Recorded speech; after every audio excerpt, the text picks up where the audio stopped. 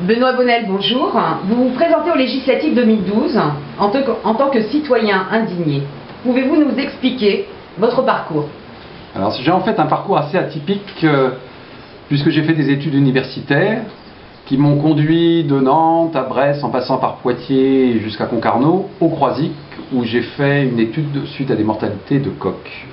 Une étude qui a duré 16 mois et après cette étude, pour trouver un emploi, parce que c'était pas facile de trouver un emploi dans la recherche publique, j'ai décidé, pour rester en bord de mer, de créer mon entreprise de production et d'expédition de coquillages, associée avec la seule femme du Trait du Croisic, Marie-Paul Querelle.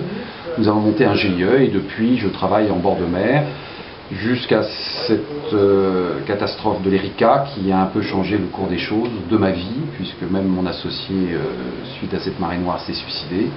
Et au jour d'aujourd'hui, bon, je reste effectivement toujours profondément en colère par rapport à cette marée noire, parce qu'on s'est aperçu, suite à la création du collectif citoyen anti-marée noire à Saint-Nazaire, et suite à des commissions qu'on a faites, que cette marée noire n'est pas du fait du hasard, mais du fait d'un système plus ou moins politico-mafieux et opaque qui conduit à ces marées noires à répétition. Alors à l'époque de la marée noire, votre collectif a fait signer une pétition pour l'abrogation du protocole 92. Pouvez-vous nous expliquer ce qu'il en est?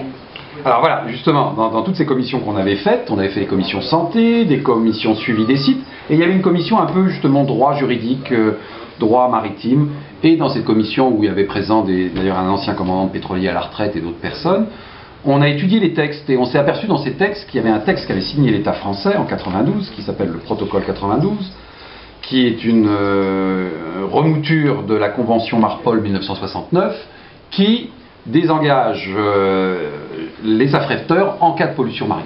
Donc, mais ce texte avait été signé à l'époque par Ségolène Royal, ministre de l'Environnement, et Roland Dumas, ministre des Affaires étrangères.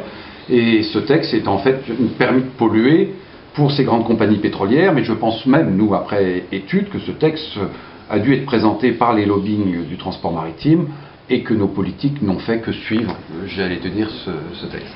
À l'époque de la marée noire, votre collectif a fait signer une pétition pour l'abrogation du protocole 92. Pouvez-vous nous expliquer ce qu'il en est?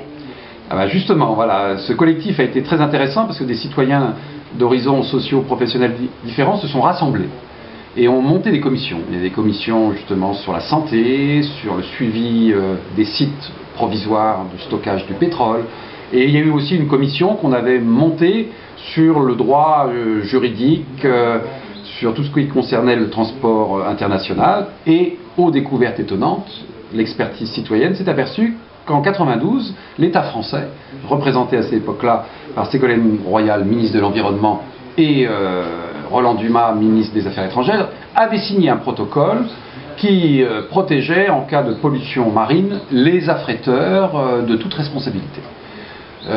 En échange, je pense qu'avait été mise en balance la création d'un fonds FIPOL, qui est une sorte de pot commun où tous les transporteurs pétroliers mettent une certaine somme d'argent qui, en cas de marée noire, est répartie pour réparer les dommages subis par la marée noire. Ce fonds est souvent insuffisant, d'ailleurs à chaque marée noire il est agrandi, mais il restera insuffisant, et surtout il ne répond pas aux critères pollueur-payeur en totalité. Et nous on se bat contre ça, et depuis le début on demande, et on a fait signer une pétition qui a recueilli plus de 30 000 signatures, l'abrogation de ce protocole. Cette abrogation, je veux dire, n'a pas eu lieu, alors qu'on a présenté devant les différents politiques qu'on a eus, qu'ils soient de droite ou de gauche, ces pétitions, ils n'en ont pas tenu compte. Ils ont été vers des procès avec les régions, avec les associations au civil et au pénal. Ces deux procès ont encore coûté, je dirais, au contribuable français. Nous, on a regardé ça un peu de loin, le collectif citoyen anti-marée noire, parce qu'on n'était pas là pour chercher des indemnités ou de l'argent. Mais surtout, on s'est dit, mais où vont-ils, puisqu'il y a un texte international qui protège Total? Est-ce qu'ils ne vont pas au casse-pipe? On a suivi ça, d'ailleurs, plutôt dans le bon sens, en se disant, bah non, Total a été condamné pour les dommages écologiques, pour certaines choses, mais au jour d'aujourd'hui, que Total fasse cassation, on n'est pas plus surpris que ça. Mais là où on est surpris, c'est que ça soit, je dirais, des bureaux d'avocats, des experts, même les politiques, n'aient pas vu qu'ils allaient dans le mur, puisqu'ils ont eux-mêmes signé Une convention, alors je dis quelle hypocrisie de leur part. Quand on les a interpellés sur la plage de Pleumeur, les différents présidents de région, du Bras-du-Bourg et d'autres, Corinne Lepage, cabinet d'avocats, qui était là à dire mais c'est scandaleux, mais arrêtez de crier comme ça au scandale, alors que vous-même, des gens, des experts, vous savez ce que l'État français avait signé, et qu'une signature de l'État prime sur toute autre décision.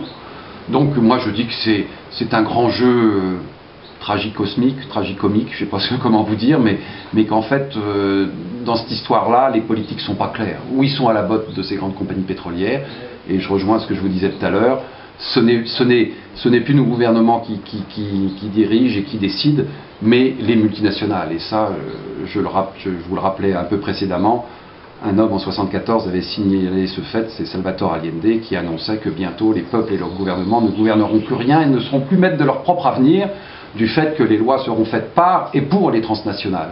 Et c'est le cas aujourd'hui. Maintenant, via leur lobbying, ils doivent s'arranger, ils ont leur puissance financière, ils ont leur puissance tout court, et nous, on ne fait que suivre. Et en tant que citoyen, moi, je ne peux pas accepter ça. Nous sommes encore en démocratie, et la loi doit être égale à la fois pour les puissants, mais aussi pour le citoyen. Et pour l'instant, ce n'est pas le cas. Dans le même temps où il y a une sorte de permissivité pour les grands groupes, continuez à polluer, allez dans les eaux internationales, faites comme vous l'entendez, eh ben, le citoyen lambda, lui, on lui met la pression, on le culpabilise par rapport à l'environnement, on lui fait des lois liberticides. Moi, dans mon métier de conquiliculteur, on est en train de me faire une usine à gaz pour que je puisse continuer à produire des coquillages, alors que justement j'ai créé des richesses en respectant l'environnement. Donc ça devient une aberration, ça devient à la fois ubuesque, kafkaïen, c'est-à-dire que le petit citoyen va être assommé sous des lois et des règlements bureaucratiques pour soi-disant protéger l'environnement, et dans le même temps, les grands groupes, allègrement, réchauffent la planète, la polluent, et notre devoir, je dirais, d'Européens, de Français, de démocrates, c'est de parler pour ceux qui ne peuvent pas prendre la parole. Je parle en Afrique, ou dans ces pays exploités, où il y a des dictateurs, où ces grandes compagnies, non seulement n'enrichissent pas le pays, mais appauvrissent le pays, on s'en est aperçu. On attendait les pays d'Afrique puissent avoir des écoles, des infrastructures. C'est l'inverse qui se passe dans ces pays où ils sont justement, il y a des recherches pétrolières, l'extraction pétrolière, il y a les compagnies qui se font du blé, et je dirais autour ceux qui sont arrosés, c'est-à-dire les gouvernements africains, mais le peuple africain, lui, continue à patauger dans le pétrole. Et comme disait justement à un moment sur un article, je trouve que le terme correspond. Le pétrole était surnommé l'excrément du diable. Et je trouve qu'effectivement, dans ces conditions-là, on peut parler d'excrément du diable, parce qu'il a toutes, je dirais, les vertus que peut reposer le côté obscur de cette force, où il y a l'argent au bout, mais pour le peuple, il y a la merde et la pollution, et la pauvreté. D'accord. Alors, est-ce que vous êtes face à un sentiment d'impuissance, ou vous pensez qu'il est possible de changer le cours des choses?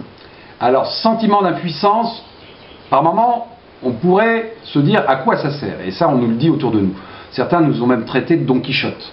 Moi je dis toujours depuis le début, là on ne se bat pas contre des moulins à vent. Moi j'ai lu Cervantes, c'est un très beau roman, Don Quichotte, j'adore Jacques Brel chantant L'homme de la Mancha, mais là on n'est pas des Don Quichotte, c'est pas des moulins à vent qu'on attaque, c'est plus grave que ça, c'est justement tout un système politico-mafieux, des structures justement supranationales qui sont au-delà des, j'allais dire, des frontières. Moi-même, je suis citoyen du monde. J'aimerais avoir une gouvernance mondiale, mais une gouvernance mondiale démocratique, pour les peuples, par les peuples.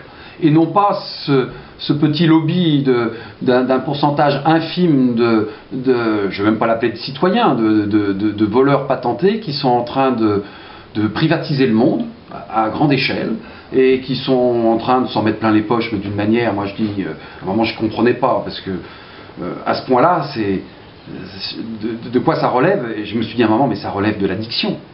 Ils courent après le pognon, ils peuvent en avoir pour des années et des années. Ils sont dans leur tour d'ivoire, ils sont dans leur tour de verre, et c'est des gens, moi j'ai essayé de les avoir par des arguments, mais je me demande jusqu'à quel point ils ne sont pas dans une autre sphère, ils n'ont pas pété les plombs, excusez-moi l'expression, ils sont à côté de la plaque, quoi. Ils ne savent pas ce qu'ils sont en train de faire à cette planète. Et moi, quand j'essayais d'aborder certains représentants de Total, j'essayais derrière leur fonction, de leur dire, mais vous êtes des humains, quoi. vous êtes père, vous avez des enfants. Alors certains me répondaient, oui, on a des filles, on a des trucs comme ça. Ben, là, il y avait une petite lueur quand même d'humanité qui ressortait, mais très vite, ils reprenaient leur carapace et leur fonction. Et ils se cachaient derrière ça, comme on voit les avocats de Total qui se donnent bonne conscience. Depuis le début, c'est des gens qui ont bonne conscience. Voilà. Ils n'ont même pas honte d'eux-mêmes. C'est ça qui est terrible. Ils n'ont pas honte d'eux-mêmes et ils continuent de plus belle. Là, ce Total est en train de faire, 12 ans après, en se disant, bon, de toute façon, l'émotion passée, les gens vont se calmer. Mais non, on est marqué à vie. On est marqué à vie. Je pense que j'ai vu des journalistes qui m'ont dit, mais vous êtes encore ému 12 ans après quand vous me parlez de la pollution. Je me suis excusé, je lui ai dit oui, les larmes me remontent aux yeux parce que ce qu'on a vu, c'était une image de mort. On a vu une mer noire, on n'entendait plus les oiseaux, il y avait une odeur de mort, il n'y avait plus de bruit, c'était effectivement, c'était mortifère. Et donc quand on revit ça, moi je l'avais dit aux journalistes, c'est comme des gens atteints par un attentat terroriste, il y a des psychologues qui viennent les voir, nous il n'y a personne qui sont venus voir la population. Et au jour d'aujourd'hui, d'ailleurs, ce journaliste qui m'a dit, tu sais Benoît, j'ai fait 2 ans en Normandie, j'interviewe de temps en temps, tous les ans, des vieux GI américains qui reviennent sur les plages, et il m'a dit, tu sais, quand ils se mettent à parler au début tout va bien, puis au bout d'un certain temps, ils se reprojettent dans le temps, et ils se mettent à pleurer, comme quand ils avaient 18 ans ou 20 ans, parce que leurs potes sont morts sur la plage, et ben nous, étonnamment, quand on reparle de ça, et on a sûrement enfoui au fond de nous-mêmes cette blessure, mais elle ressort. Et ça, c'est quelque chose que ne prendra jamais en compte, justement, ces grandes compagnies pétrolières. Le droit, c'est l'aspect humain, c'est l'aspect profondément humain de la chose. La blessure qu'on a, bon, bah, qu'on défende l'environnement, oui, moi je suis pour, qu'on défende aussi l'humain dans tout ça. Et l'humain, il en a pris plein la figure et il continuera à en prendre plein la figure avec des comportements aussi inadmissibles et irresponsables de ces gens qui ont pourtant les moyens financiers pour éviter ça. Qu'ils aient au moins cette pudeur de se dire arrêtons de faire des économies de bout de chandelle. Il serait temps pour que notre planète s'en sorte, qu'il soit plus raisonnable. Mais ces gens-là, j'ai peur, on franchit, j'allais dire le Rubicon, le garde-fou. Ils sont plus tout à fait normaux, pour moi. D'accord. Benoît Bonnel, merci.